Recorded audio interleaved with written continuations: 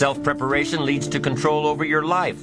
Whenever you prepare correctly, taking all of the steps you're supposed to take, doing everything in your power to stay on track, whenever your preparations lead to success, achieving your goals, you reinforce the disciplines that got you there. Success leads to reinforcement of the proper disciplines. If what you're doing is working, keep doing it. If what you're doing isn't working, change it. When you are doing all that you can possibly do and are successful at reaching your expectations, keep doing it. Success is a reinforcement. Psychologists call this positive reinforcement. We all know about positive reinforcement. That's how we train our dogs. That's how we teach our kids. That's how the trainers at SeaWorld can get a killer whale to do tricks and follow commands and work side by side with humans by positive reinforcement. When you bring a brand new puppy home and try to teach him not to mess in the house, what do? You reward him for going outside or scratching at the door.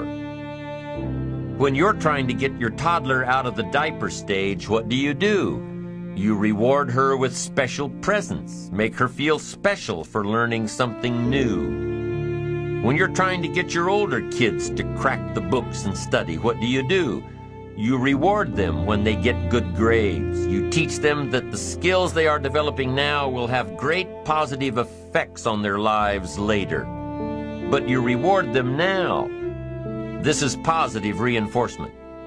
Learning that there are rewards for doing something good, something worthwhile, something of value. The greater the value, the greater the reward. The better you do, the better your reward. The greater the value, the greater the reward. A bigger paycheck, a better house, financial freedom. It's all a reward system. Now, there are two major benefits of positive reinforcement. Number one, positive reinforcement builds good habits. If what you are doing, the habits you've gotten into, are building your ambition and increasing your success, keep doing them. Your success is reaffirming that these habits are good. Your success tells you that you need to keep doing what you are doing. By reviewing these habits that bring on success, you reinforce them, give them sticking power. Now here's the other side.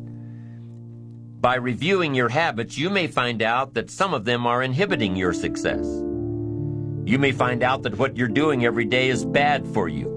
Or you may realize that you've gotten out of some very good habits. Somebody says, well, I've just gotten out of the habit of taking my daily walk around the block. Well, I guess you'll just have to get in the habit of being sick down the road. Somebody says, well, I used to read the books all the time. I've just gotten out of the habit. Then change it. Go back into your disciplines. If you've just gotten out of the habit, just get back into the habit. It's called discipline. If it doesn't work, don't do it any longer. You can keep your fingers crossed if you want to and hope that it'll all straighten out. You can wish for the wind not to blow quite as severely, to change in your favor, but we call that naive at best. If the habits that you've gotten into aren't serving you, change them. You can't keep doing this any longer. Don't wish for a better wind. The key is to wish for the wisdom to set a better sail. Utilize whatever wind that blows to take you where you want to go. That is the philosophy I picked up at age 25, and it revolutionized my whole life. And here's what I found. I found it was easy. I became a millionaire when I was 31, and I found it was easy. Now here's my definition of easy. It was something I could do. I figure if it's something you can do, it's easy. But here's a little parenthesis. I worked hard at it. I made sure my disciplines were in line. I made sure my habits were good. I made sure I did all that I could. I found something that I could do, but I worked hard at it. I got up early, stayed up late, and worked hard from age 25 to 31. But what I did was easy, meaning it was something I could do. Well, you say, Mr. Rohn, if it was so easy, How come during those 6 years, all those other people around you didn't get rich? Here's why.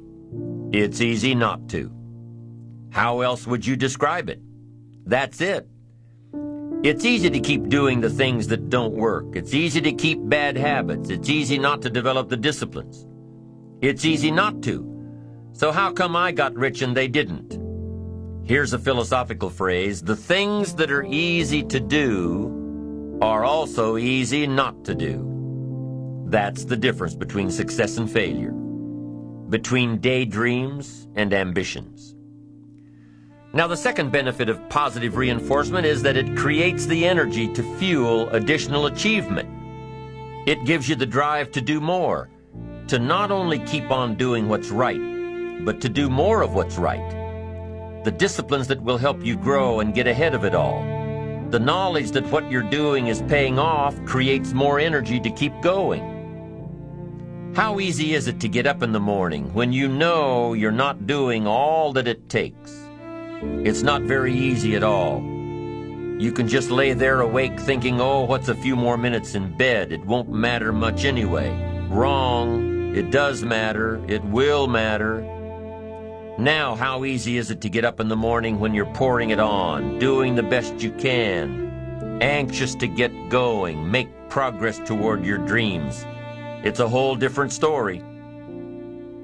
When you're resting to renew your reserves, it's much different than resting to avoid your day. When you're psyched up and excited for your life, when you're excited for what you've planned to accomplish for the day, it's amazing you'll wake up before the alarm clock even tries to startle you awake. Your successes fuel your ambition. Your successes give you extra energy. Your successes pave the way for more successes. It's the snowball effect. With one success, you're excited to meet another, and another, and another. And pretty soon, the disciplines that were so difficult in the beginning, the disciplines that got you going, are now part of your philosophy. How do you know when you're successful? Do you have to be a millionaire? No. All we ask of you is that you earn all you possibly can. If you earn $10,000 a year and that's the best you can do, that's enough. God and everything else will see to it that you're okay. The key is to just do the best you can. If it's $10,000 a year, wonderful. If it's $100,000 a year, wonderful. If it's $1 million a year, wonderful.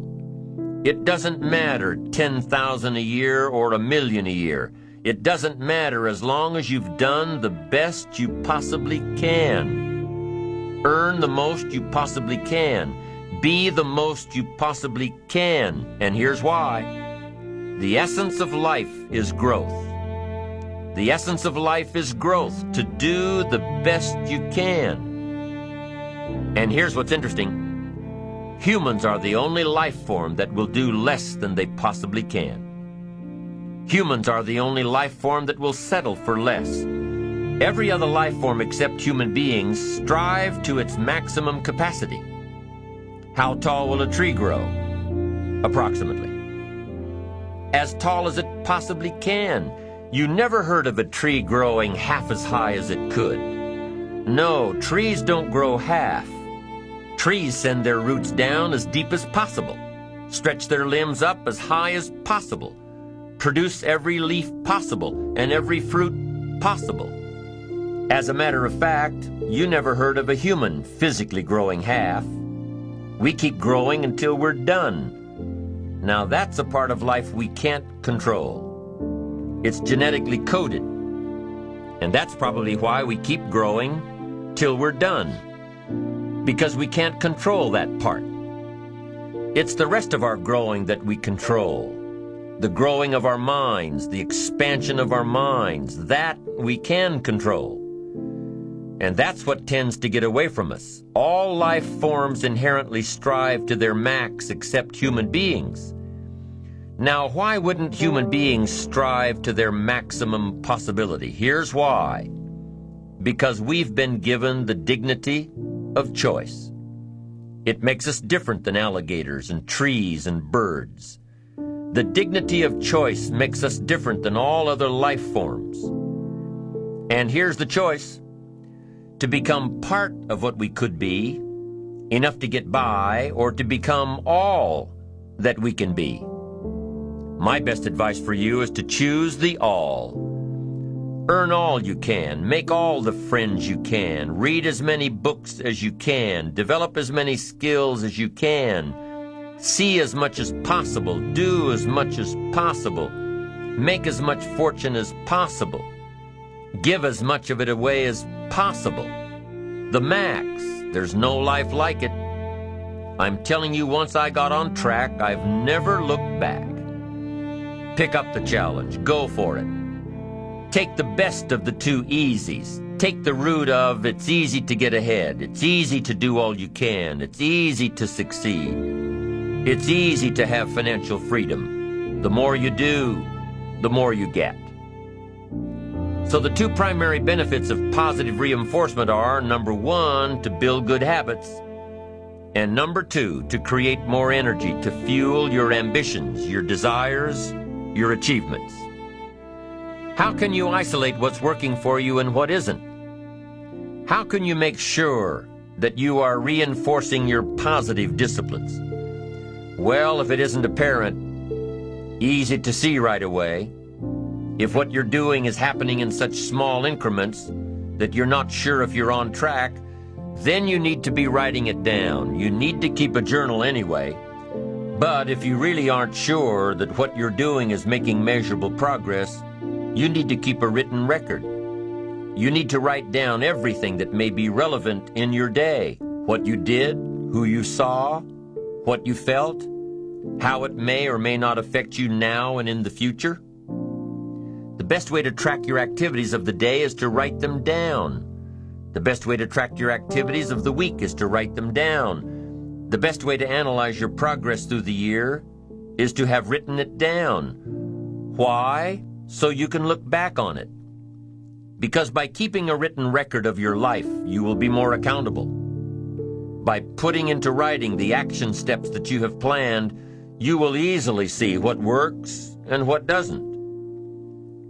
Most people just try to get through the day, never writing anything down, never keeping track of their progress along the way, never really knowing if they are doing all they can to reach their goals, to drive their ambition.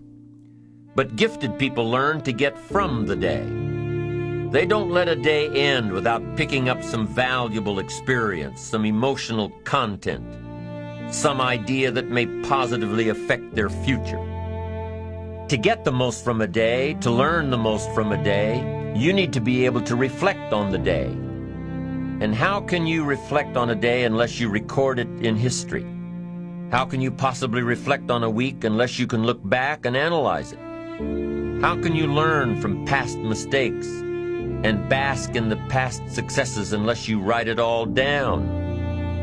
There's something magical in writing out a problem. It's almost as though when you start writing it out, you start figuring out ways to make it work. Perhaps the magic is that when you write it down, you can now be objective. You can start to see objectively where you fit into the picture. You can start to see if you are being responsible, if you are being self-reliant. You are pondering it. You are trying to figure it all out. The fact that it is now on paper actually creates a space between you and the problem. And in this space that you have created, now solutions have room to grow. You see, writing about events that occur helps you to understand exactly what is happening. When we describe life to ourselves only in our minds, our imaginations tend to feed back false information about how things are, distorted information. Sometimes our creativity can create scenarios that really don't exist at all, if we keep the information just in our mind. But by writing it all down, we now can become more factual, more accurate, more realistic, more logical.